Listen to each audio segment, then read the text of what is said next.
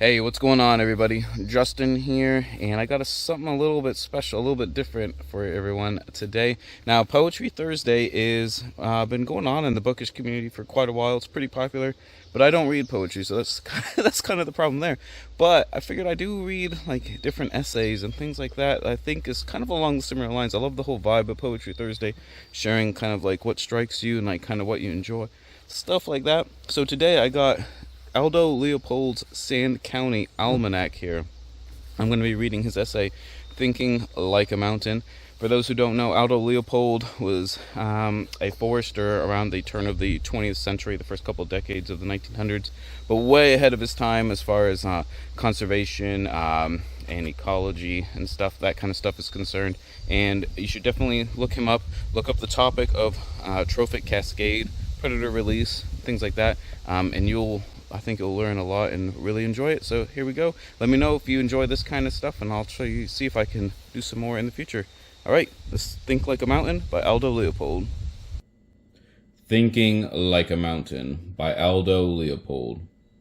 A deep, chesty bawl echoes from rimrock to rimrock, rolls down the mountain, and fades into the far blackness of the night. It is an outburst of wild, defiant sorrow and of contempt for all the adversities of the world. Every living thing, and perhaps many a dead one as well, pays heed to that call. To the deer it is a reminder of the way of all flesh, to the pine a forecast of midnight scuffles and blood upon the snow, to the coyote a promise of gleanings to come, to the cowman a threat of red ink at the bank, and to the hunter a challenge of fang against bullet. Yet behind these obvious and immediate hopes and fears there lies a deeper meaning, known only to the mountain itself. Only the mountain has lived long enough to listen objectively to the howl of a wolf. Those unable to decipher the hidden meaning know nevertheless that it is there, for it is felt in all wolf country and distinguishes that country from all other land. It tingles in the spine of all who hear wolves by night or who scan their tracks by day. Even without sight or sound of wolf, it is implicit in 100 small events. The midnight whinny of a pack horse, the rattle of rolling rocks, the bound of a fleeing deer, the way shadows lie under the spruces. Only the ineducable tyro can fail to sense the presence or absence of wolves, or the fact that mountains have a secret opinion about them. My own conviction on this score dates from the day I saw a wolf die. We were eating lunch on a high rim rock at the foot of which a turbulent river elbowed its way. We saw what we thought was a doe fording the torrent, her breast awash in white water. When she climbed the bank towards us and shook out her tail, we realized our error. It was a wolf. A half-dozen others, evidently grown pups, sprang from the willows and all joined in a welcoming melee of wagging tails and playful maulings. What was literally a pile of wolves writhed and tumbled in the center of an open flat at the foot of our rim rock. In those days, we had never heard of passing up a chance to kill a wolf. In a second, we were pumping lead into the pack, but with more excitement than accuracy. How to aim a steep downhill shot is always confusing. When our rifles were empty, the old wolf was down and a pup was dragging a leg into impassable slide rocks. We reached the old wolf in time to watch a fierce green fire dying in her eyes.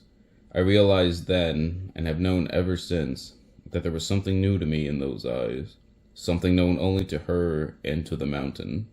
I was young then, and full of trigger itch. I thought that because fewer wolves meant more deer, that no wolves would mean hunter's paradise.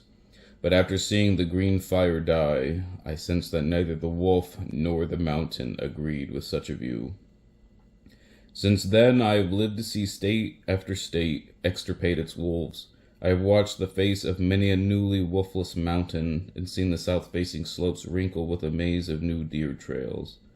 I've seen every edible bush and seedling browsed, first to anemic desuetude and then to death. I've seen every edible tree defoliated to the height of a saddle horn. Such a mountain looks as if someone had given God a new pruning shears and forbidden him all other exercise. In the end, the starved bones of the hoped-for deer herd, dead of its own too much, bleached with the bones of the dead sage, or molder under the high-lined junipers. I now suspect that just as a deer herd lives in a mortal fear of its wolves, so does a mountain live in mortal fear of its deer. and perhaps with better cause, for while a buck pulled down by wolves can be replaced in 2 or 3 years, a range pulled down by too many deer may fail of replacement in as many decades. So also with cows, the cowman who cleans his range of wolves does not realize that he's taking over the wolf's job of trimming the herd to fit the range. He has not learned to think like a mountain. Hence, we have dust bowls and rivers washing the future into the sea. We all strive for safety, prosperity, comfort, long life, and dullness.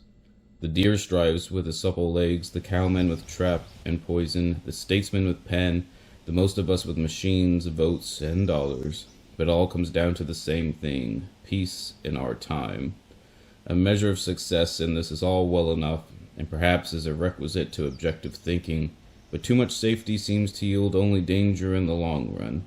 Perhaps this is behind Thoreau's dictum, and wildness is the salvation of the world. Perhaps this is the hidden meaning in the howl of the wolf, long known among mountains, but seldom perceived among men.